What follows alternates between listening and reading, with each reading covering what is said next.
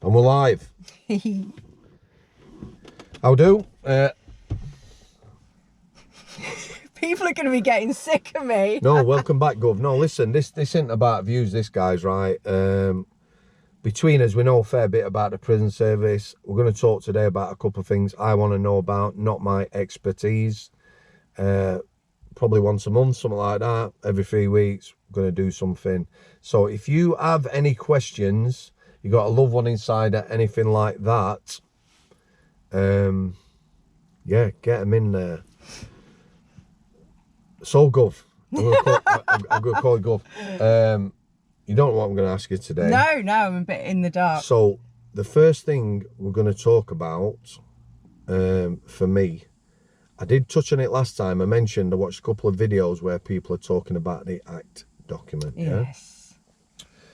So for you guys, the ACT document in plain English is like the suicide and self-harm document in prison. Yeah. It came about because there used to be another document, was it 2052 SH? Yeah, 2052 2052 SH. Prison Service are very good at that. All it means, that was a booklet, 2052 SH self-harm. And literally, it was just like having a pad where you just put notes in, weren't it? Yeah. So somebody's on one of them, it went about the prison with them and he just wrote in, turned up at work, and that was literally it. Yeah. It was decided that showed no duty of care, and it was shite, and it was. So the ACT document, like I said, not my expertise, although on healthcare, yeah, they were pretty much all on ACT documents, weren't they? Yeah, so if you first of all tell us, I've come to you, or somebody said, right, or as a prisoner I've come to you and said, right, I'm not doing my jail sentence, I'm going to top myself, right, what would you do? So I'll talk through what I would personally do, not what sometimes happens, but so you have to immediately open an ACT document. You have no choice about that. It is mandated that anyone who declares an intention to either self-harm or commit suicide, even if it's a flippant comment, you get placed on one of these. Who can open them? Anyone. Absolutely. Civilian? Yep. Anyone that's in Teacher, the jail. Yeah. Anyone. Workshop instructor? Yeah. Everyone. IMB, the Independent Monitoring Board, the people that come in and check we're doing what. Chaplaincy? Yeah. Absolutely anyone can open one. So they get opened and they get logged so that there's a central record. So every single person that's on an ACT document is placed on a register. It then gets passed to a manager. So a manager has to determine what is the initial care plan. What do we do to initially... As a governor, you could do that yourself. I could do that myself, and I have done it myself, you know. But it tends to be the unit manager of where the chap or the girl is. So they should interview the prisoner face to face and do an initial assessment on what the triggers are, what's caused this event or what's caused them to make this statement, what we need to do. So quite often, I'll give you an example, quite often people will come in from court quite late on in the evening. And they will make a statement to the reception officer. So that will then go to the reception manager to fill out. Now, in terms of doing what we need to do at that moment, we're quite limited because they can't necessarily access the mental health team that night. They can't, have access to the regime. The most we can do is provide them with a phone call and monitor them. So the manager will set out a level of observation that person. So explain that, because I've seen people talk about this and there's a lot of confusion. Yes. So you explain. So you're interviewing me, right? I've said I'm not happy at getting my prison sentence. I don't want to be around.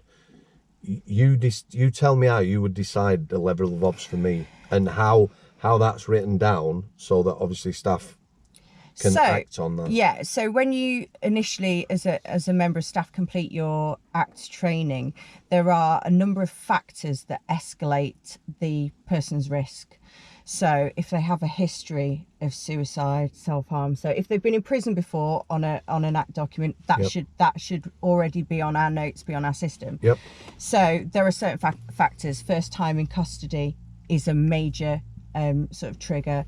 As I said, previous history of self-harm or suicide attempts. Alcohol and substance misuse are again massive.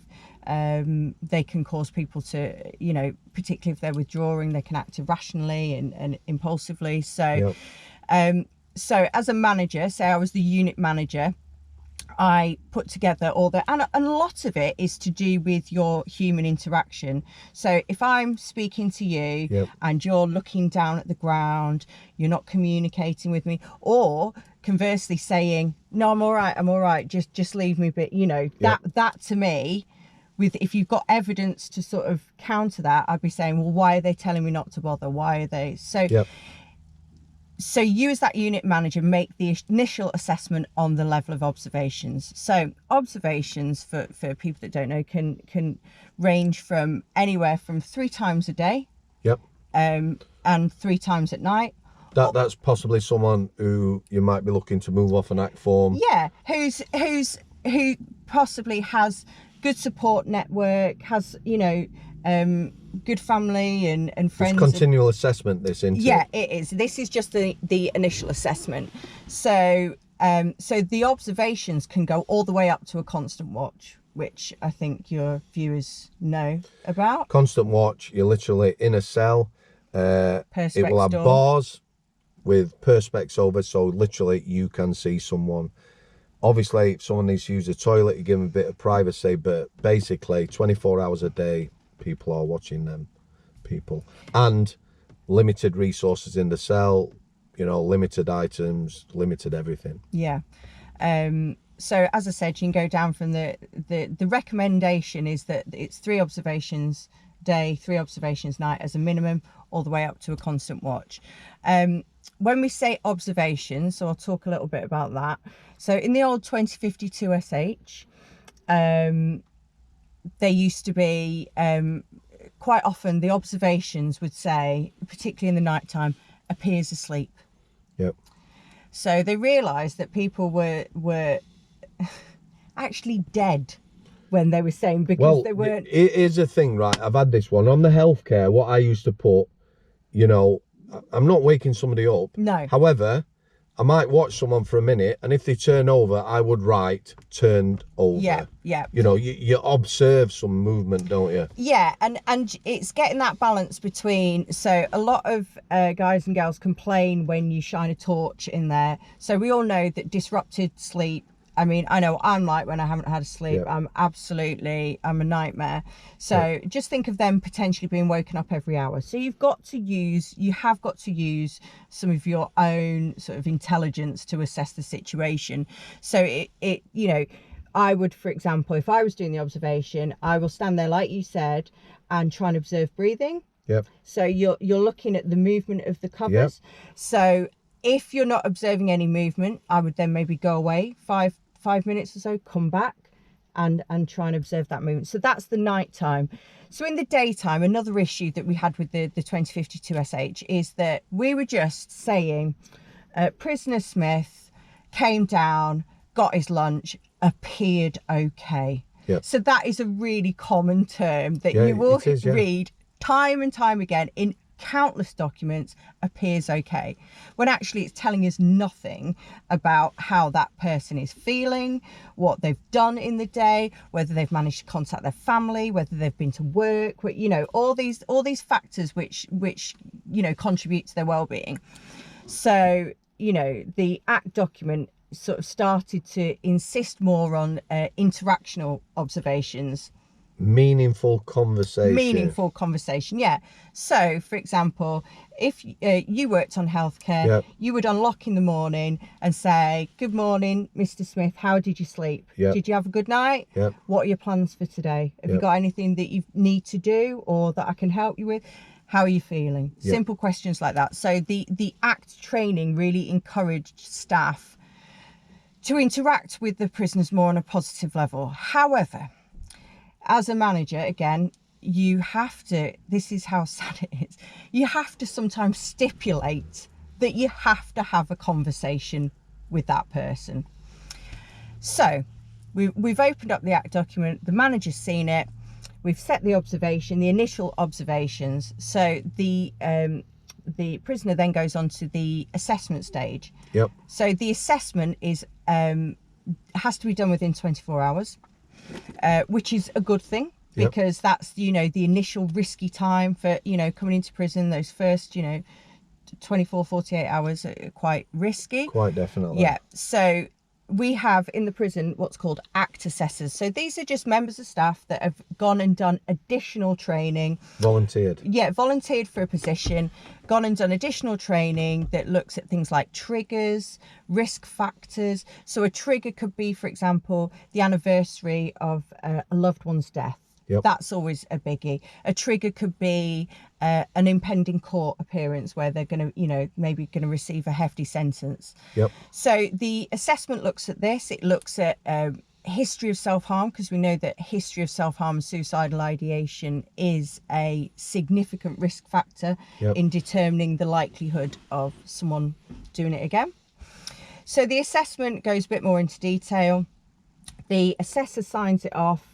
And hopefully, if they remember to, the prisoner signs it off as well. So they know what has been written about them. I want to ask you something now then. Just keeping it real like we are.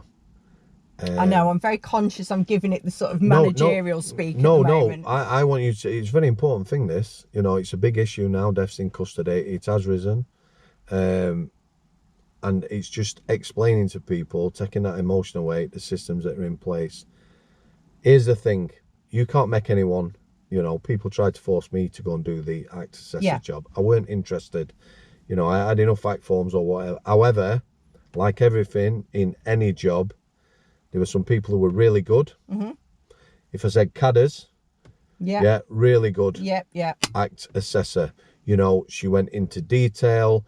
You got the best idea who you're dealing with from that. Because she was good. There were other people who were not so good. That's a fact, isn't it? Unfortunately, there were people that would do it as a stepping stone to something else. So another string to the bow, another feather in their cap to say, I've done this training. This is, you know. That's fact to life, isn't it? Yeah, exactly. And then, like you say, obviously there's people that go a bit more into depth. But it's worth mentioning as well that there are prisoners that don't engage with the process at all. Correct. So as an assessor, you literally, what you have to do then is take all your information from what we already have on the computer about this person, or what staff have observed in the 24 hours. You know, it's very difficult to assess someone who isn't going to speak to you, isn't it? So but yeah, and that is, I think, one of the major issues with the ACT document, which is the quality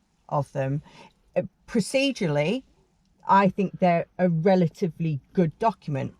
However, they are dependent on the people that are completing them, the people that are writing entries, the people that, you know, are not sticking to, because it should be a flexible document as well. It should be, you know, needs driven, not like we have to do this at this time and etc. etc.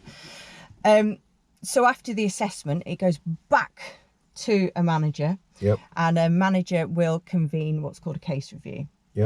So the standard is that you should have a multidisciplinary team. Took the words out of my mouth. So that can quite often be chaplaincy for pastoral care, and also sort of they do a lot of the family stuff. Mental health worker. Potentially an RGN, a registered general nurse. If there's potentially substance misuse issues or whatever, maybe a substance misuse worker. An officer. An officer can attend, and anyone that has a vested interest or a part to play in this prisoner's welfare, daily life, journey, whatever you want to call it. That's what should happen. The reality quite often is, because if you have a large number of documents on your unit and you are busy and you've got 10 others to review and you can't get hold of people because they're off all doing something else, the reality is quite often it will end up being a manager and a member of staff. So that tends to be the first review, because the review has to be done again within a specified time frame. So I'm not saying that happens all the time. You know, sometimes, like on healthcare, for example, where the staff are always, the staff, the specialists are present, you would always have a multidisciplinary team. It's very, very different on the wings. I'm thinking, you know, big, busy local prisons like Manchester, like Liverpool. It's hard. How do you believe, I you know, I've my own ideas, how do you believe that document was received? Before answering, when I was on K-Wing, so we're looking 2528, we perhaps have 5 or 6 act documents, 200 prisoners, so they weren't a lot, but the staff used to see them as a chore and a bit of a pain, you know. And if someone worked on a landing and they were in the moves office where you would move prisoners about the jail and the landing, they might put somebody from their landing on somebody else's because they were on an act document. If they were moving prisoners off K-Wing to the bottom jail, which you did regularly, they might send all the act documents off the wing. So it was viewed as... Well, look at A-Wing, for example. I think at one point A-Wing ended up with loads, like about 15 or something. It was well known. It's well known, and like I say, I'll talk about Manchester. It's well known in certain jails that there will be some wings that are more competent at dealing with prisoners that are on act documents and some that are not. And like I say, the what tends to happen is that large numbers of prisoners on act documents congregate on certain wings.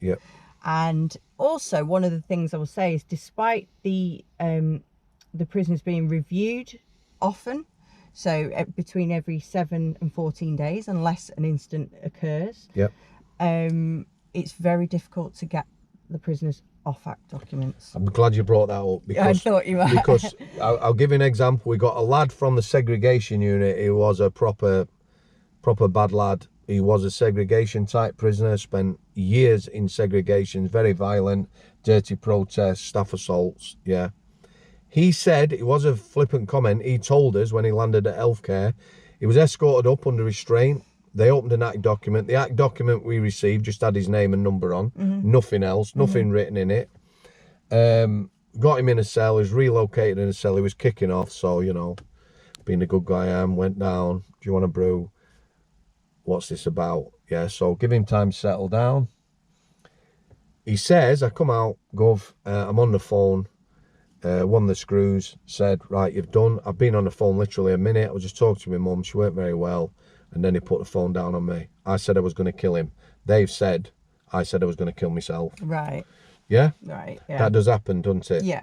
The other thing is you said about closing them, again, flippant comment, someone in reception, not wanting to go to induction wing, a Strangeways regular. If you put me on G wing, I'm going to kill myself. That document opened.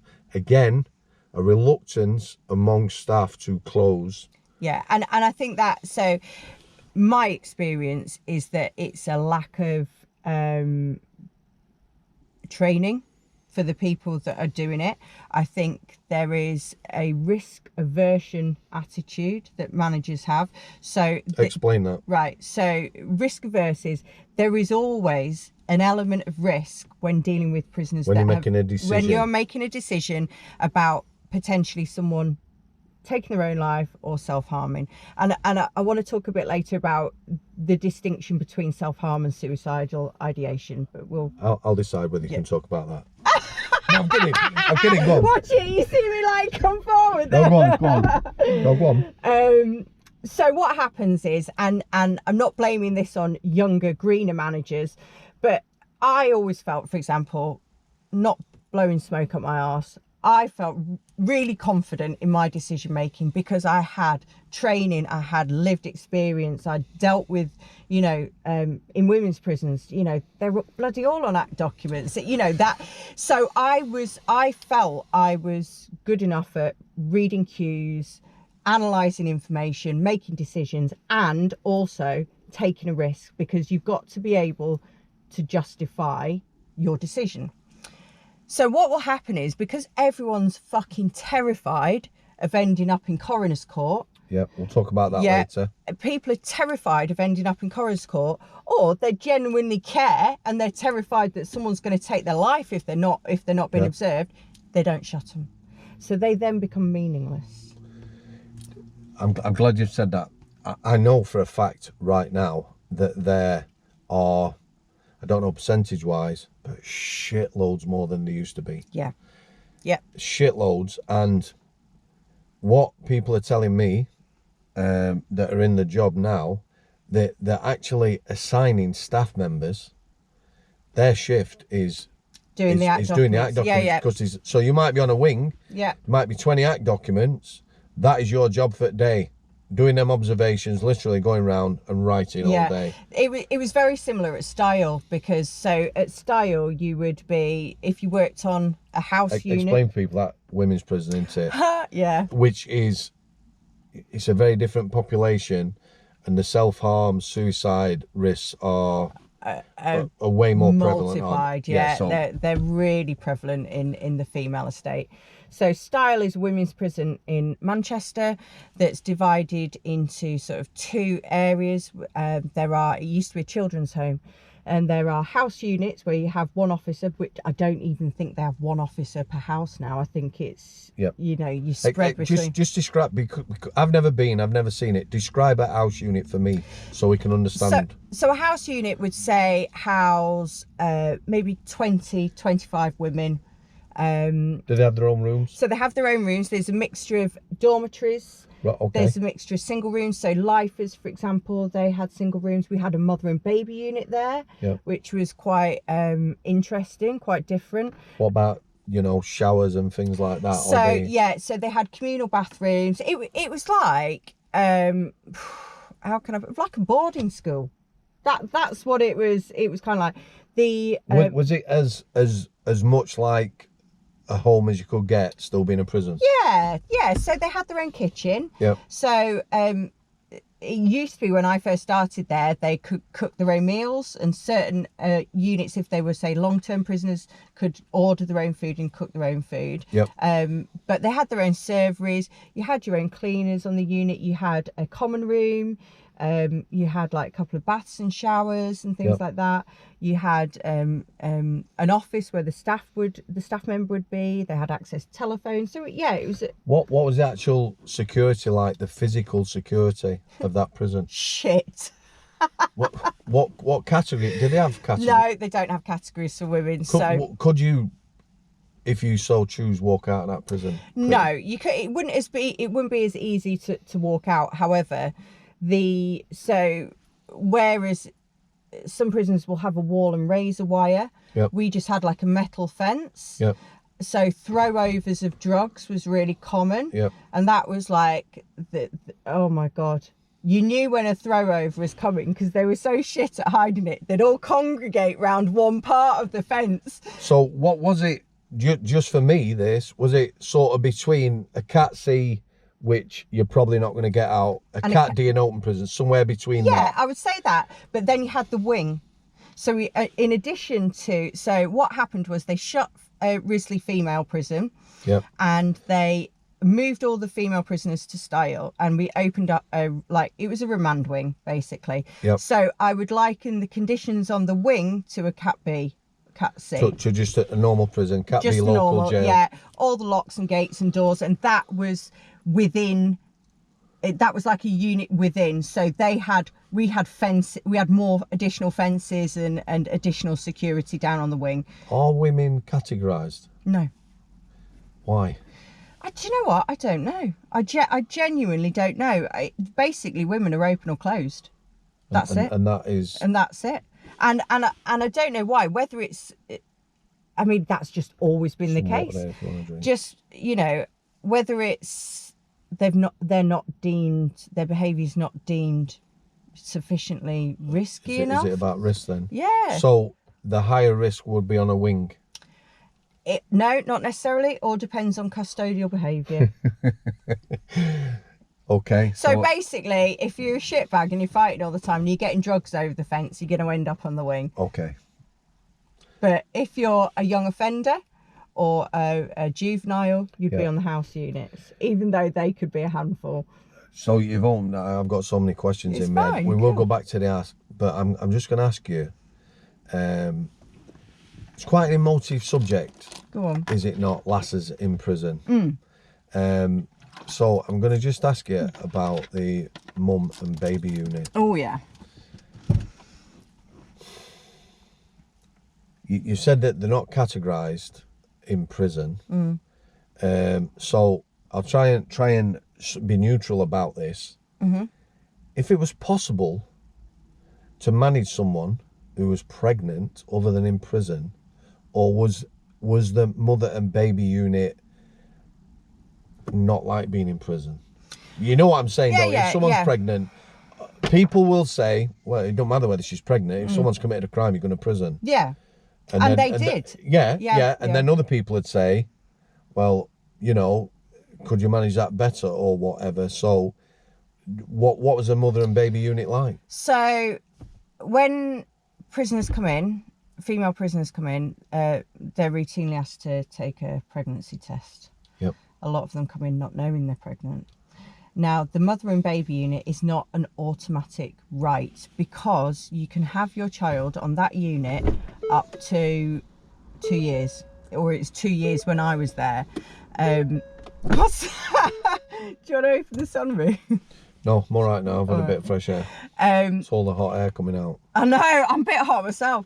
But so it's not an automatic right to go on the mother and baby unit. So the mother and baby unit was just another house unit like the others. However, it had officers on there. I think it had support workers on there, as I remember. And they would have their own rooms, no one shared. They'd have their own rooms, bigger rooms, with like a sink in and stuff like that, and they'd have their baby in the room with them. However, we used to take referrals from other prisons, so maybe it's right, say for example, and I don't remember the capacity of it, say for example there was 15 spaces. We would get applications from other female jails to come onto the mother and baby unit. Anywhere in the country. What tended to happen, I remember there was one lady who was what we call foreign national, so she was an African lady, I think had been caught smuggling drugs, and she had a baby in prison because she had no family. They didn't really want to separate the child from the mother because, you know, at the time, the mother wasn't showing any risk towards the child or stuff like that. And I think, but she fought it. As in, when they tried to take the child off her at 2, I think she fought it. And as I remember, that child stayed on way beyond the age of 2. In prison? Yeah. Oh, wow. I lost track what you were saying then. Yeah. Wow, yeah. So if someone's doing 7, what's the biggest sentence you've sort of seen women doing? Oh, well, in general, life. We had a lifer unit there. The lifer unit was right next to the mother and baby unit. So potentially, if a lass has got 3-year sentence and she gives birth during the first year, what point normally would that child? Oh my God! So bringing the child up in prison. I lost track of that. Yeah. And they had like nursery workers and things like that. And the nursery workers would take the children out. So for walks and, you know, in the buggies and things like that. But let's remember, those women were associating with all the other women within the prison. Yep. That being said, we also had pregnant women on the wing. I've fought with pregnant women and it is horrible. I will tell you a story now. It's a true story. I'll tell you the lad after, you'll probably know. CNR instructor this. Probably best CNR instructor, or one of them I've ever come across. So he told me a story of this. I would have had difficulty with this. I'm not sure whether it was in Styal prison. 8 months pregnant. Yeah. Mental illness. Yeah. Unmedicated. Yeah. 2 teams of men. So the briefing just for people who might not know. So in this situation, you've got a planned removal. You've got someone who is at risk. She's obviously pregnant, but she's at risk of harming herself or harming someone else. Or harming someone else. So you've planned removal. You've got a camera. You've got 2 teams of 4. They were all lads, kitted up, full riot gear. Yeah, the first team went in the cell or whatever unit it were, or you know what she was housed in. Totally wiped them out. She wiped them out. Knocked the shit out of them, destroyed them. Second team went in. Yeah, what would normally happen, like, is just say it was a lad. I've been involved with ones like that. You're trying to restrain a lad. Or they're bashed with the shield first. Yeah, of course you do. You go in, smash him with the shield. I would definitely have issues, and I'm sure everyone would. A woman anyway. Yeah. And a pregnant woman. Yeah. I wouldn't want to be involved in that at all. It was horrendous. But she destroyed the second team, and the third team, actually, at that point, they got the situation under control. Yeah. So never judge a book. Sorry to interrupt. No, and I'm saying we specifically got trained in how to restrain pregnant women. Wow. And it was horrible. And I remember one girl very, very distinctly who was just horrible. And she was heavily pregnant. She didn't give a fuck. She was using drugs. She was on the wing. She was using drugs. She was fighting. She was swilling people with hot water. She was threatening staff. She was going for staff because she knew that we were all like, oh, we really don't want to put our hands on her. She didn't keep the baby, so she was assessed as too high risk to go on the mother and baby unit. Yep. But I'll give you another example. We used to take female prisoners out to give birth. Very weird experience. Very, very weird. I remember one day we took this woman out who, and I don't know if you've heard of it, it's called postpartum psychosis. No idea what that means. So postpartum means post-birth. So you've heard of postnatal depression. Yeah, so this is an extreme form where they actually go psychotic. Now there has been loads of historical murders, but I'd say more so in America, of women that have murdered the children. Is that women who have no mental illness? It's just a state caused by the birth. Yeah, it can be. If you have got previous mental health issues, it can be a trigger for that. But anyone can suffer with postpartum psychosis. So we took this woman out one day, and we weren't allowed to handcuff them. You just weren't allowed to handcuff pregnant women, and you certainly weren't allowed to handcuff them during birth, obviously, and that's only because pregnant women had been shackled to beds and things like that, which was deemed inhumane.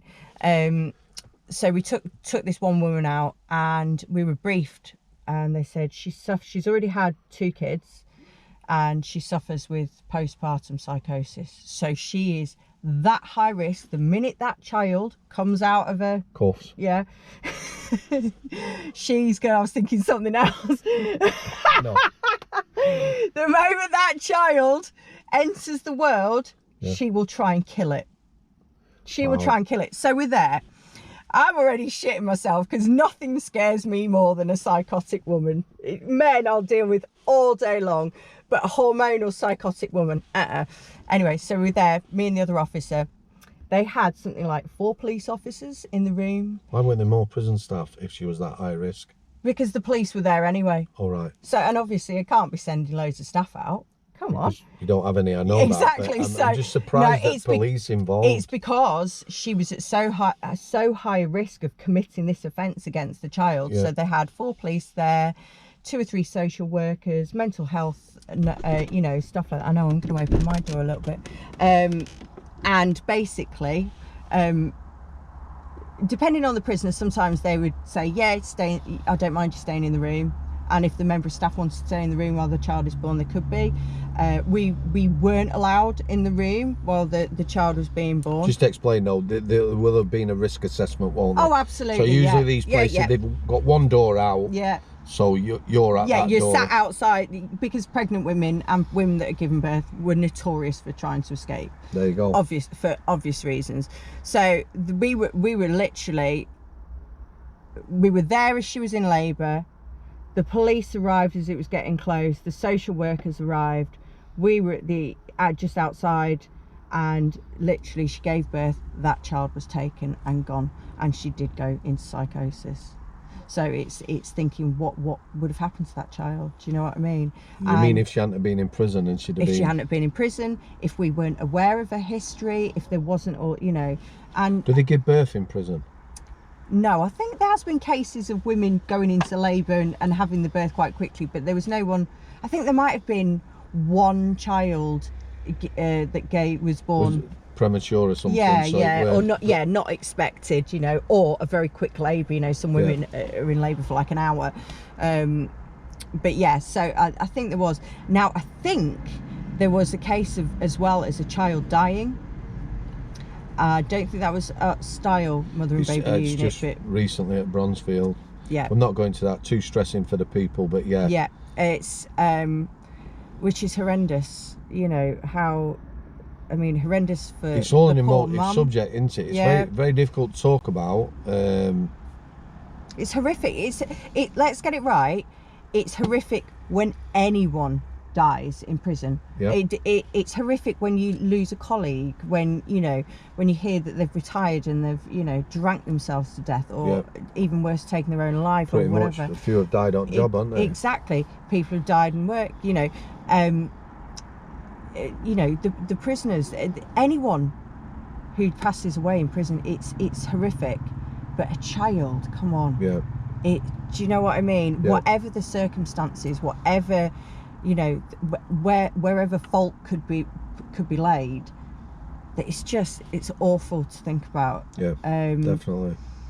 But we digress from the mother and baby units. Yeah, so can I ask you, Styal, were you aware there was the adoption place still next door when you were there? No, that had gone. They might have just been shutting that as I joined, because there was a place and there was workers out there. Yeah. I have a very good friend now who was born in Styal. Right. And given away or went to that adoption place to be adopted. Yeah, I think it was just closing as I got there. Bearing in mind I started in 1998. Would you wonder now, on reflection, the kids that were being born to addicts and people who were on prison sentences, where their life sort of went? It's not the best start, is it? It's not, but you think, for me, it's about the parenting. Well, it doesn't necessarily mean they're a bad mother. No, exactly, and that's exactly what I mean. I think with the right support, and potentially they would get more support and supervision in prison than if they were giving birth out of prison. Would that continue once they'd finished their sentence? I would presume. Yeah, they'd be under social services or child services. They'd have like a quite often have a child protection plan. But then, on the other side, quite a lot of kids are fired off to family members, and the women are therefore separated, not through choice, but are forcibly separated from the children. I wouldn't say it was an ideal environment for children to be raised in. However, again, it all depends on the mother. There were some great mums in there.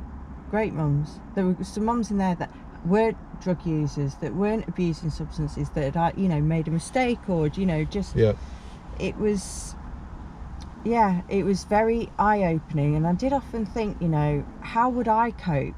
I know what I was like when I had my little boy. After 8 weeks, I was like, he has to go in his own room. I'm literally dying 1,000 deaths from not having any sleep. He has to go in his own room. You can't there. It's full on. So I had support from family, friends, people taking the baby away.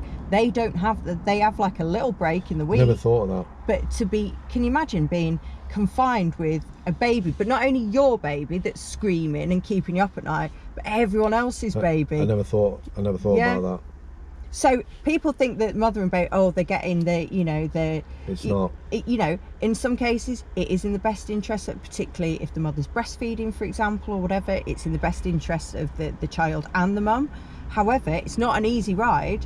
I would have gone, if I had to share a room with my son for 2 years. I went on holiday once and put his cot in the cupboard just to get some space. It was fine, by the way, and it was ventilated. Yeah. It was. No, I know. Thanks for clarifying that. But yeah, it was the boy in the cupboard for a certain amount of time. Well, do you know what? That is super interesting. So we're back in Styal now. We've just come off the mother and baby unit. Now explain again, you know, where we're at with these documents and how the female population, lasses, are different to... Okay, so I'm probably going to get shot down for this. So there are a lot of people that say, oh, women get lots more chances than men. You know, women get given chance and chance and chance, and they only get sent to prison when they've done something really, really bad, or they're continually offending. It is a massive issue, isn't it? You know, I've seen plenty of stuff and watched plenty of stuff where people are almost saying we shouldn't have female. Why are we sending lasses to prison? Yeah. There's some badasses out there. Listen, let's look at the male population. Whatever percentage are, you know, made mistakes or whatever, not serious criminals, there is an element that needs to be locked up and kept locked up. Is it just, you know, I was brought up to respect women, be polite, you know. Yeah. Is that why? Is it a culture that people see it so bad? Having or sending do you know what? I don't know, what? because my experiences, you know, people say, oh, they get lighter sentences, they get treated softer, That isn't my experience. So my experience, I'll give you an example with lifers. So I noticed that the tariff, so a tariff is the minimum amount of time that you have to spend in prison before you're eligible for parole. Yep. So I noticed that, and I didn't often work with the lifers, but when I did, when I worked with these women, they all had 20, 30 year tariffs. Really? Long tariffs. So you look at a comparable, so a man kills his partner, you might get 20 years tariff. Women who kill their partners are getting 25 to 30 years. And I'll tell you why. Because women physically cannot defend themselves. Okay? Yeah. No, let's be honest about it. There are going to be some women out there that can, and that you're great and you're wonderful, but I know on the whole, the whole, if I'm 5'2", if I'm going to come up against a guy who's 6 foot, whatever, I don't stand 6 foot, 18 stone, bald head, exactly. from Yorkshire. I'd still bat you though. So what's classed as? So I'll give an example. I knew one lady who was she murdered her husband after years. I mean, it probably wouldn't happen now because of the change in law. They are looking at it now. Exactly, coercive control and stuff like that. However, this woman had been battered for years. I mean, when she told me some of the stuff that she went through, it was horrific. You know, beat her with iron pokers and just everything. She waited till because she couldn't defend herself. She could not defend herself. He was a drinker as well. So she waited until he came home one night and he fell asleep. And she went and picked up a knife and she stabbed him. So that was classed as premeditation. Yeah. And he was defenseless. It wasn't self-defense. It wasn't coercive control because that didn't exist then. It wasn't, committed under duress of domestic violence. And she stabbed him, and she got a longer tariff than a partner who, say, strangled his partner on the spot. Yep. It's all to do with premeditation, and all the abuse that these women have suffered, the sexual abuse, the physical abuse, the mental abuse, that's then led into substance misuse and all the rest of it. That's my experience back then. That wasn't taken into account. And like I say, even if, say, me and you were having an argument now, and I ran into the kitchen and picked up a knife and stabbed you, by the act of me running into the kitchen, that's deemed premeditation. Now, don't get me wrong, there are some women that committed horrific crimes. Yeah, of course there is. You know, for example, Tracy Andrews, the road rage killer. Yeah. She was in Styal for a period was of time. she? Yeah. She killed her fiance, didn't she? Yes. Yeah. And that was incredibly premeditated. You know, there was no doubt about that. And there were women in there that I would liken them to Fred and Rosemary West, but hadn't committed the murders. There were women there with horrific offences. You know, one woman, her and a partner, had used a chainsaw to dismember. They'd beaten him with axes. They believed he was a sex offender. He wasn't, but they just used that as an excuse.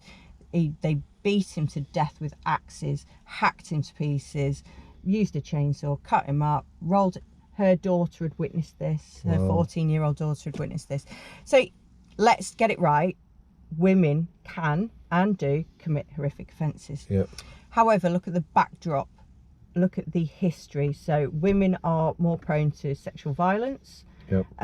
They are more likely to, like, not more likely, because men can't get pregnant, but, you know, teenage pregnancies, Yep. Unstable family relationships. A lot of the women that we had in were sex workers, you know, with really distressing backstories. Yeah, definitely. Really. I've met plenty. Yeah, and I would say the prevalence, and again, I've got a reasonable amount of experience working in the prison system, I would suggest that the prevalence of substance misuse and mental health issues was infinitely higher than in male prisons. So we've got that. So that's the population we're dealing with. Yep. Who are then separated from the children, potentially. Yep. So they're stressed, they're separated from the children, etc., etc. They are more prone to self-harm. They're more prone to not necessarily taking their own life, but making serious attempts on their life. And I think I've talked about this before. In the 90s, there was a move away from medium secure psychiatric hospitals. So we were left with the likes of Ashworth, Rampton, Broadmoor, Yep. low secure units, and a lot of the female beds were, because Well, you know, if I go back to Sheffield, they closed 2 units in Sheffield. Yeah. Overnight. Passed them into the community. Where I lived, I remember there was a couple of 3 people, 2 lads and a lass, who were discharged from that unit, or I saw for years just strange times of the day. They clearly weren't, they were just put on the streets, weren't they? I know. It was, so you've got I would say the prevalence of personality disorders is higher in the women's estate as well, and I would say that the predominant personality disorder is borderline personality disorder, and I can recognise that because obviously I've got that as well, so don't you know it? So that is and that is probably, of all the in terms of damage to yourself, that's the most prevalent. So there were lots of ACT documents. Lots of ACT documents. How did you manage that? So the staffing ratio with women, particularly on units where there were high numbers of ACT documents. So I would also say that the level of observations that women were on was significantly more as well. So so say we had 4 landings, you'd have 1 officer on each landing every single day, as well as a cleaning officer, or, you know, all the other stuff. But you were designated your landing. So say I had a landing of, I'm trying to think how many cells now, maybe 40 women. Yep. Yeah. Were they all single cell? No. No. Okay. No. Most of them were doubles. Just like a male. Just wing. like a male. Okay. A lot of them had, but they had the toilets blocked. Do you know what I mean? They had access to a private toilet and stuff. So I say I was on X1 landing, I would have 40 women. Majority of them would go to work, and I'd be left with 10, say, on ACT documents. Out of those, half of those could be on what they call them intermittent observations now. They were on 15-minute watches. Yep. So we had to check them 4 times an hour. So I spent my whole day filling ACT documents in. Filling out ACT documents, going round, unlocking the cells, going in, having a conversation with them, coming out. That was on a good day. So on a bad day, I would go from, so what would happen is one would start self-harming, so she'd get all the attention. So therefore the other ones would start self-harming, and before you know it, there would be an explosion. It's like forensic units, isn't it? It's like setting a wildfire. Yeah. But what I will say with women is they range from quite insignificant self-harm up until crazy level self-harm, setting themselves on fire. One woman, and I remember going in, and it was like a horror film. So she had hung herself from the light fitting, she'd sliced her face with a razor, she'd sliced her throat, and then hung herself. Wow. So we go in, so your instant reaction, apart from like, whoa, it's like Carrie, like, no, you don't have time for that. Like, no. So you go in, we lift her up, she's pissed and shit herself as well. Yep. So you're covered in her blood, and I remember it exactly, covered in her blood, covered in vomit or whatever else has come out of her mouth. You've now got shit and piss on your shoulder, but your only concern is to save her life. That's it. Yeah. That's your only concern. So we get her down. Obviously, the ligature was significant enough to make her lose control of, you know, Yeah, of course it does. pissing and shitting everywhere. But the cuts were quite insignificant. So that bit was done for effect. Yeah. It was the other bit that was, and what happens is, I would say women are more impulsive. So they will, you know, just suddenly go, and I know that feeling because I've been there. Yeah. Suddenly go, oh, I've had a shit day, I'm going to do this. I'm going to top myself. Yeah. And some of it is a cry for help, but the likelihood, people go too far, don't they? People, you know, you don't intend to cut into that vein, but you've accidentally cut into that vein. There was a lot of minor self-harm, but then, you know, I just remember one day on my own going between cell to cell to cell. One would hang themselves, the other one would hang themselves, just going back and forwards, and you had to call for staff assistance if there was staff there. But I remember going in this one cell, going to lift her up, and she's kicking and punching me, and she's trying to attack me, and I'm trying to, and your instinct is to save her life, but I'm running, so I'm going in, lifting her up, she's fighting me, I'm running out, I'm screaming, staff, I'm running back in, I'm lifting her up, I'm taking punches and kicks, I'm running out again, I'm screaming, staff, and that would be your day. And that's just the self-harm. Don't even ask me about the fights, because we were just rolling around all day, every day. So how significant was the act document? What you mean? What did it actually achieve for the people that were on it? What was it? It's not going to keep someone alive, is it? No, absolutely not. And some of these women, the only way that they have been kept alive is sheer luck. I'll tell you, I've got a spidey sense, and I think you develop it. I don't know if you've had this. I would, and quite a few officers have reported this, there'd be people not on an act document. They're the ones you have to worry about. Yeah, of course. They're the ones that are going to do it underhand. And this happened a number of times. Walk down the landing and think, they're not on an act document. I'm just going to go and check. I'm just going to go and see. And found people. Yeah. And this has happened just like out of the blue. Something, whether it's a shift in energy or whatever, something's drawn me to that room, and I found someone. And you know, inevitably you've saved a life or whatever. But the act document became, I mean, God, you'd just be doing so many reviews every day. As a manager, you have to quality check them as well. You'd just be... The other thing that, certainly in the female estate, we'll go back to Strangeways in a bit, but, you know, normal, what you would say, interactions, prison officer work, there's not a lot of time for that, I would imagine, is there? No, a lot of your time is taken up with the more troublesome, the act documents, and the more challenging ones behaviour-wise, because going back to what I was saying about the medium secure units, so I think it's really important to get this bit in. So women with personality disorders at the time were deemed untreatable. This is only like in the last 25 years. Yeah. Were deemed completely untreatable. Community psychiatric services has washed their hands of them. They committed an offence. There was no option for them to go to hospital in the community, so they sent them to prison. So we were warehousing, effectively, psychiatric patients. And the other thing is that some of them psychiatric patients you were warehousing wouldn't have had diagnosis either. Because... Yeah, exactly. You'd be working off intuition, but talk about complex needs. All this range of complex needs, and we're managing them on an act document.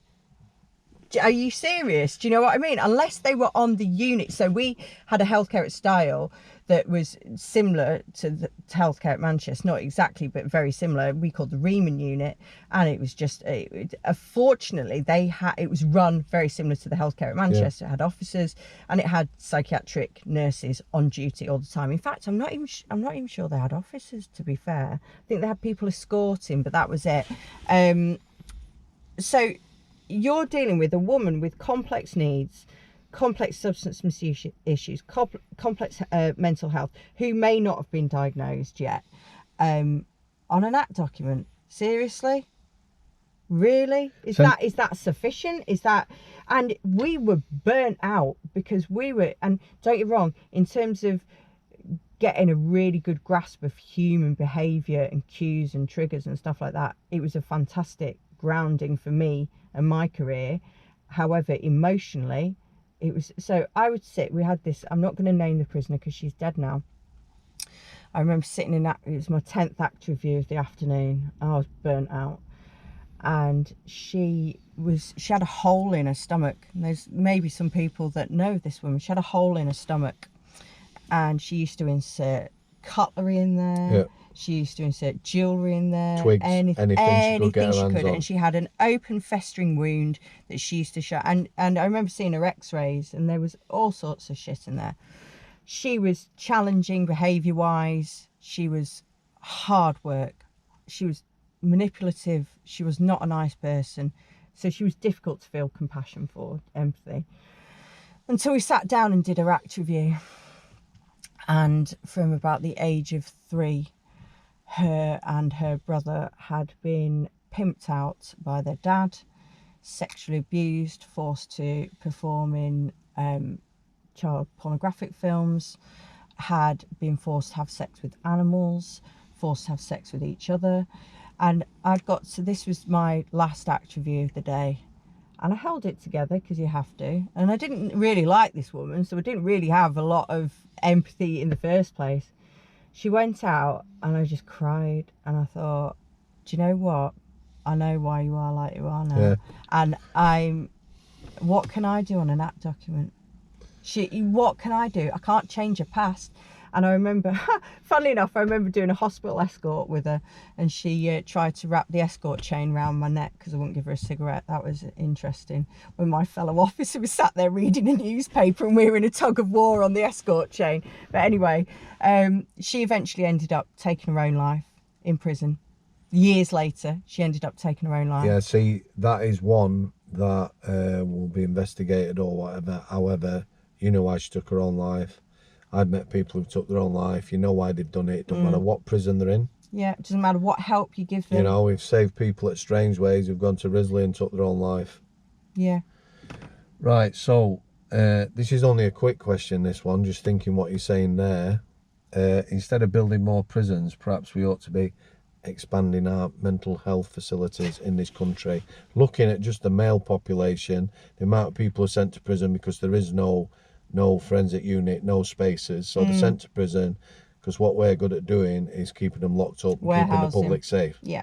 So perhaps instead of building more prisons, you know, we ought to be building more, or the prisons that they are going to build, they should be more geared up for dealing with people, mental health issues, addiction. Let's face it, there's a big thing about addiction. The people I know now, the lads that I know really well who are addicts, all, again, abuse, so addiction, alcohol, into criminality.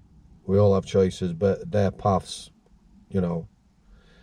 Laddo, again, if he sees this, you know, born in Styal, put up for adoption, horrendous childhood, both at home and away from home, 20 years on crack cocaine and criminality.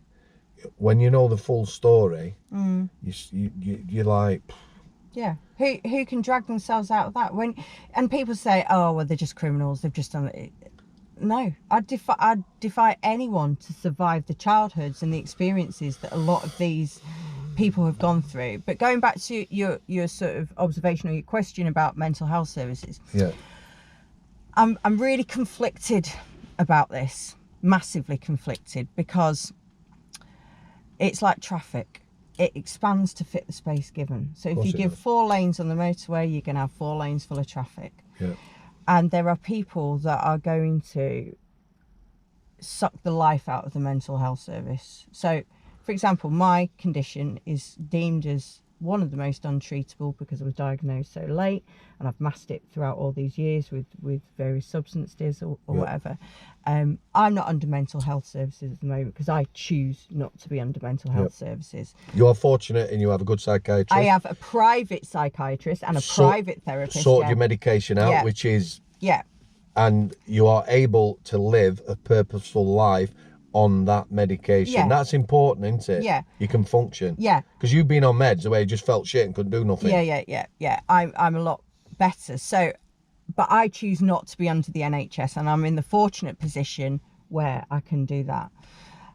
What the solution is, I don't know. You saying about improving, I definitely think there's something around therapeutic communities. I talk about these definitely therapeutic. The prison ones don't necessarily work. I agree. The ones in prison, the people I've spoke to who've been in them communities, you do whatever you need to do. Because going into that therapeutic community, you just toe the line so that they tick the box so that you can get out of prison. Yeah. But there are some that really do. And it then leads on to stuff on release. So I would say that kind of model, whether it be a more mental health leaning one, not just geared around substance misuse, which is where the money is, that's where the money goes. Mental health services it's variable depending on where you live. It's a lot of let's face it, right? Any service provider, whether you're working with kids in homes, old people with dementia, NHS staff, private hospital staff, prisons, your services, fire, ambulance, police, and that, all these people are burning out. You know, paramedics. You know, you look at the skill of a paramedic. Just messaging me, had enough. Gonna go and work in a generic supermarket. Can't hack it, take it. The stress. I think as well, I think just on a side note here about general mental health, because there seems to have been an explosion, doesn't there, of people recognising that they have a mental health issue. And I think that is down to self-awareness. So when you're very self-aware, you're very aware of your own issues and what's causing them. And I think that sort of led to, it's not the fact that people are jumping on the mental health bandwagon. I think those problems have always been there not to the extent that they are now because of the pressured life that we sort of all live under. But I think, people are becoming more aware about it. They're being maybe a bit more open about it. So the mental health services are having to expand to fit the community. The mental health services in prison, because they're deemed as less, not as worthy. They're not contributing, they're not paying taxes, they're not doing anything. So the push, maybe, in my opinion, and any NHS people out there might feel free to argue with me or correct me, but my feeling is that the prisons are not given the level of mental health support they need. You speak to mental health workers in the prison, we both know them, 40, 50 on the caseload. The fact is, during my time at Strangeways, where during the last 4 years, it's a rough estimate between, maybe 12 mental health nurses left. Yeah. I know. Those mental health nurses left with mental illness issues. Yeah. Didn't they? Yeah. You see them, they were amazing at the job, and the job absolutely fucking crushed them. Yeah. Antidepressants, can't function, drinking, losing the pin, no longer a nurse. Yeah. Shocking. Yeah. And there are going to be some people that it doesn't affect, and do you know what, there are going to be some people that process it better than other people, and that's all well and good. There's going to be some people that actually do the job and don't give a shit, so they can function quite well, they just tick boxes. Yeah, of course they do. But the ones of us that do care and care about doing a good job, keeping people alive, giving people a decent life, and all the rest of it, we're the ones that internalize it. We're the ones that feel the pain. We're the ones that, like I said, even for a woman that I didn't like, who tried to strangle me, and basically, I mean, she was so much bigger than me as well. She hated me, and she went for me, and even someone who I didn't feel compassion for, when she told her story, I was still crushed inside. Yeah, absolutely. You know what I mean? You see, for me, all this, I don't know how you deliver it, but all this you know, we need to look at our education system. I look at some of the lessons people do now and how education is delivered, and you start to give them life skills.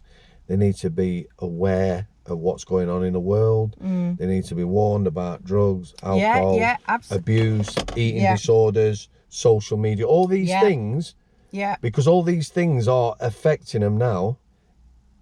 Under 16s, we talked about this before, didn't we? Under 16s, during lockdown, kids with eating disorders, these are the ones that have actually come under the radar 64% up during lockdown. And they're the ones who are under radar. And that's just eating disorders. That's just... Yeah, that's people who've recognised that... they've got... So how many have gone under the radar? You know, I don't know. It's scary. It's terrifying. It's absolutely terrifying.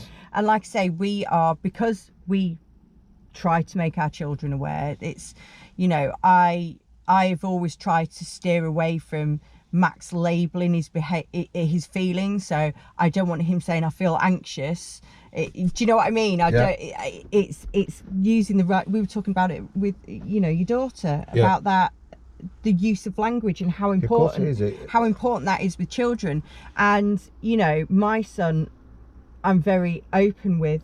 We talk about drugs, we talk about stranger danger, we talk about how important it is to feel compassion for people, feel empathy. So I'll give you an example. He always likes to give money to the homeless. He always, that is his thing.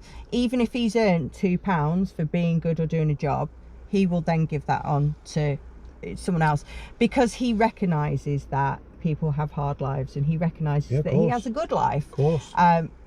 You know, and you talk about life skills, he can't put his box shorts in the washing basket, and he's scruffy and he's messy and all the rest of it, but the fundamental emotional foundations are there, you know. So for example, I was listening to a podcast the other day, and it was about a cult, because I'm into like true crime and stuff like that, and I was listening to this podcast, and what this cult was doing was basically asking people to identify past trauma, but then later on down the line, to help control that person, was using that trauma against them. So Max was listening to this with me, and he turned to me and he went, isn't that just the cruelest thing that someone can do to someone else, is take that trauma and turn it against them? And I had this moment of that I'm doing something right. That's my boy. Yeah, because he's got that, he's got it.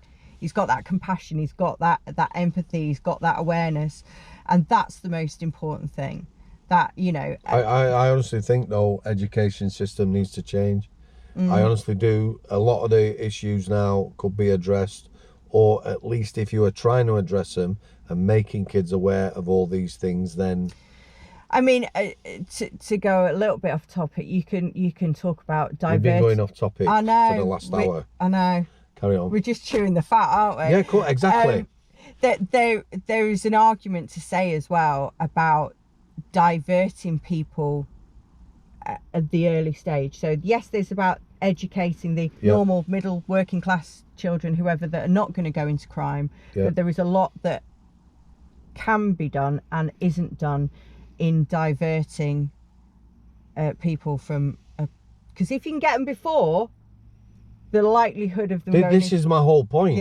People, youth workers, for me, good people, really challenging work. However, when they get them, they're already on that path. They might save one or two, but inevitably, most of them kids, kids from care homes, kids in care. Care is of course. Care leavers make up a significant proportion of the and that is actually, going back to the Act document, that is a significant risk factor as well if you've left care. Been in care, I would imagine.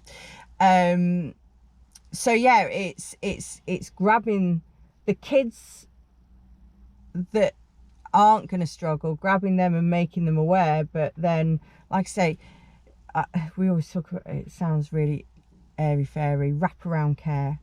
So you can identify that child, but you've got to then deal with the family. Because you can work with that child all you want, but if you're not supporting mum and dad, or mum or dad, whoever's looking, or gran, if you're not supporting that and providing wraparound care, you may as well just throw away the key. In eating disorders, family therapy works best. That's treating the whole. Yeah. However, you know, getting the proper care and things. Right, I'm going to move you back to prison now. Yeah, we've put the community to rights. No, We've not put yet. mental health Plenty more. services. See, there is plenty to talk about these things. So, Styal, it was problematic, the prison population. So, if you go back to Strangeways, Yes. during your time, towards the end, there were more act documents appearing, weren't there? Yeah. I had a lad message me the other day, bless him, as an OSG. That is an operational support grade. They work in prisons. They work alongside prison officers. Minimum prisoner contact. They'll work in areas. For instance, they search visitors who are coming in to visit their loved ones. Do the CCTV, things Yeah, like that. they work in the gatehouse. Non-prisoner contact, basically, aren't they? So he's a young lad. He's not been in the job long. They put him on a wing. They've done this to prison service. They're putting these people, they're not prison officers, they don't get paid the same as prison officers. And they don't get the same level of training. They put him on nights on a wing. So me, when I worked on K-Wing on nights, I knew all the lads. It was piss easy. They wouldn't take the piss. I knew how to deal with them. I was a prison officer. OSGs don't. They don't know him. No dynamic security, no nothing. So he said his first night, he put him on a wing, there's 10 act documents. 3 of them are on intermittent, 5 times an hour. Yeah, he doesn't know these people. He says, so he got a piece of paper, he wrote the cells on. Yeah. He looked at the pictures, he went and decided who was who. And he says that so was mine. basically wading through mud already. Yeah, basically, he said he did a 10-hour shift or whatever, doing these. People were ringing cell bells, taking the piss. And then in the morning, the orderly officer, that's the shift manager, gave him a bollocking because he hadn't given out mail, he hadn't done something else, Well, in some cases that I remember, as duty governor at Manchester, I'd deploy 2 staff to a wing. Like, if it was my decision, I'd put 2 staff on that wing. Because the amount of act forms. Because the amount of act forms. So the act document itself is not going to keep anyone alive. No. It is way better than the 2052 SH. It is, yeah. And I do think some people benefit. Let's make that distinction between keeping someone alive and providing someone support. Yep. They're 2 very different things. No, they don't keep anyone alive. However, they can provide support to people in crisis. That's the most really that we can do. That's it. But yeah, going back to this OSG on nights, I mean, that as a duty governor, you've got a new member of staff who isn't trained to the level, doesn't know the prisoners, doesn't know the lads. You feel, I think it's important to mention, you feel really vulnerable on nights. Really vulnerable. Of course you do. You don't have a set of keys. You have a radio, but you don't have a set of keys. Yep. You're on your own, checking prisoners. And prisoners will ask them to pass this roll up, pass that, do this, do that. You know, it's quite a pressured environment for officers, let alone for OSGs. And I that makes me sad hearing that story, because I just think, wow, the pressure on him, but also not only that he's been bollocked, but also the risk that it puts the prisoners at. Of course it does. Because basically, he's not checked on anyone else all night. Exactly. And they're the ones, like I say, you know, like you said, roll check, you go round, wouldn't you? Well, I used to, if I was on K-Wing, which was obviously the biggest wing in jail, so you got about 120 cells, 4 times a night, I would go round, I would look in, and I would make sure that the 2 lads in there, if it was a double cell, were alive. Yeah. Or whatever, that were for me. Yeah. The lad I interviewed who worked at Forest Bank, who was Oscar 1 shift manager on nights, if they had somebody go out, they would have to call in the duty governor, who would be part of that escort, and it would leave him on his own. No other prisoner, he would be the only prison officer on nights in a jail. Terrifying. I mean, that was happening at my second sort of tour of duty in Liverpool. That was happening. Really? Yeah. Yep. But do you know what? In light of the cost of the prison service, it's penny pinching. Putting an OSG on a wing at night instead of it's penny pinching, isn't it? Of course it is. They waste so much money in other areas. But then how much money then is spent by Treasury solicitors defending the prison service Because bearing in mind, you have solicitors, barristers, whatever, that go forward into coroner's court. How many tens of thousands, hundreds of thousands of pounds are spent across the prison estate in representing the prison service in that case, when that money could potentially, like you say, pay for extra staff. I'm going to stop you. I haven't got all day today. However, our next topic, you have just touched on it. We're going to talk about, again, deaths in custody, because it is a big thing for people. We're not talking about specific deaths, we're not talking about that. We're going to talk about what happens after a death in custody. Yep. Coroner's court and the like, again, for people. The Act document, I hope people have a better understanding what that is now. I'm sure they will. Yeah, and I'd just say to people, if you've got any questions, put them in the comments. I do try and respond. I know you respond to comments. I try to answer as many as I can. And I try and respond to as many comments as possible. So if you do have any comments or need anything clarifying, put it in there, and either myself or Sam will respond to that. But yeah, it's a very significant part of your daily prison life. Yeah, specific questions, we'll tackle them. I want to ask you something now. I don't want to give too many details away, because this is a private conversation, but these people can listen, because this is important. Mm-hmm. So a concerned wife has messaged me and just asked for some advice. I've already given some advice. The prison, I don't know the prison. We don't need to know what her husband is, but he has suffered horrendous mental health, and he's had a massive weight loss. And I mean significant weight loss over the last 6 months. So let's say we're 20 stone, he's 10 stone. That's not accurate. So I said I was speaking to you. I told her to contact, first of all, chaplain say, the chaplain's free to go anywhere, go and find her husband out, seek. She don't want him to know she's concerned. I said, you can't do that. There's no... You need the chaplain to go and see him and see whether he's well and feed back to you. Yeah. I said safer custody. Sadly, a lot of people, I'm saying contact chaplain, safer custody. I think safer custody department is like everything else now. If the jail's short, they just take them out of there. Elsewhere. So it's an answer machine. Yeah. So what would you say? Just briefly, I was never that much up on the complaint system, but if she's concerned about and the healthcare again are telling her, if her husband don't want her to know anything, they can't tell her. So I'm trying to give this lass where to go, how she can express her concerns and get someone to listen about her husband's health. Okay, so the healthcare are right in saying that he has a right to retain his medical data. Patient confidentiality. Patient confidentiality overrides everything. Yep. Now, there are various routes of complaint, but it's making sure that she gets the point across to whoever she's complaining to that she doesn't want him to be aware. Now, is she concerned about the level of care that he's receiving? She's concerned that what she thinks is that his diet, I mean, the weight loss is horrendous. I haven't used actual figures, but it is horrendous. It might even be worse than that.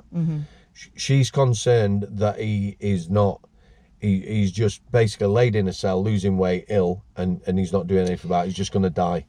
Without overcomplicating it, one of the things I would be doing, if I was her, is one, keeping a log of every interaction that I have with either healthcare or prison. Every single one. Yep. Every phone call, date, time, person that's speaking to. Okay? She can request. Can she request any information, on the public information or whatever? About Freedom of Information Act? No. She can't? No. Because it's not in the public interest. Okay. So she can't.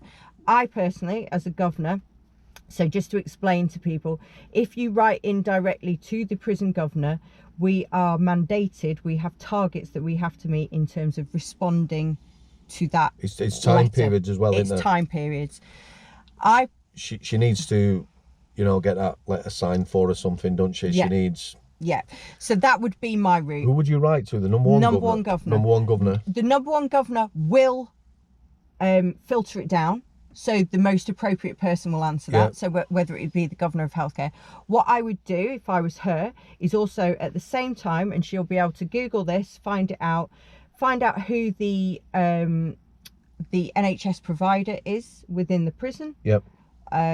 And write to their either chief executive or write to their manager. So the same letter to the governor and to the head of healthcare at the same time. Yep. Okay. Yep. Because one of them will have to deal with it, and one of them will deal with it. And then make sure that within that letter is the fact that he has obviously decided to retain his own information. However, she is concerned from what she's being told. Now, if the governor or that head of healthcare writes back to her and says, you still can't find anything out, I would then go via an MP. Right. Because you're always going to get a response from an MP. Thanks for that, yeah. Thanks for your time today. I've enjoyed that chat. I have, it's been good. It is. And hopefully people have got better understanding that. I've certainly got a better understanding of female prison. I knew nothing about that. You know, I found that interesting. The mother-baby unit, I knew nothing about that. I'm glad you've explained that. Yeah, so... We've crossed a wide range of subjects today, haven't we? There's a couple... I'm not going to tell you what they are. There's a couple of subjects I thought we might get covered today. Yeah. Obviously... Just means I have to come back again. Yeah, definitely. So, thanks for that. Love you. You're a star. We'll get her back. I've got a couple more topics. If you've got anything specific that you'd like us to talk about, current state of the prison, anything, let us know, all right? Thanks, guys. I'll say day. Cheers.